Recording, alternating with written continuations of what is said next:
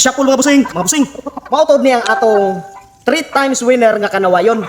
Kuha ni sila, upat ni sila ka magsuon, ang uban, tag 2 times winner, duha ka tag 2 times winner, o tulo ka tag 3 times winner. Ambot lang tong uban kung nadugangan pa. Kini siya, gikan yun sa akong amigo, nga si Boss John Dilag. Amigo kay nako na naana diha sa Liangga. Mao ni siya mga boss.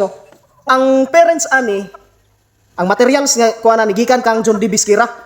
Crosses na ni siya sa RRZ in Kanawayon ni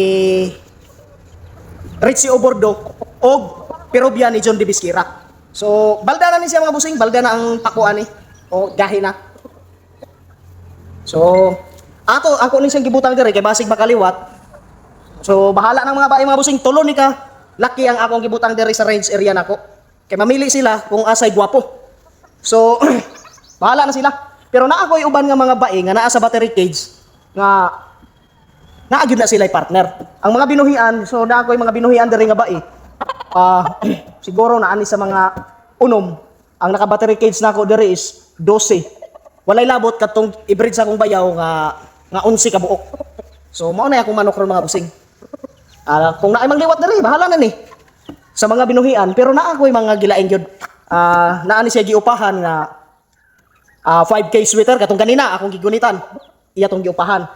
Naapay kanawayon pod nga gipahulam sa ako ni Boss Renato Flores.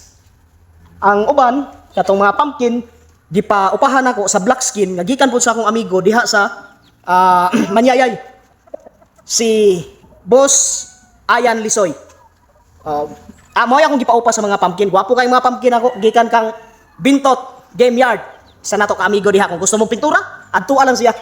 Dito sa Dawis. So mga busing, mao ni atong 3 times winner nga kanawayon.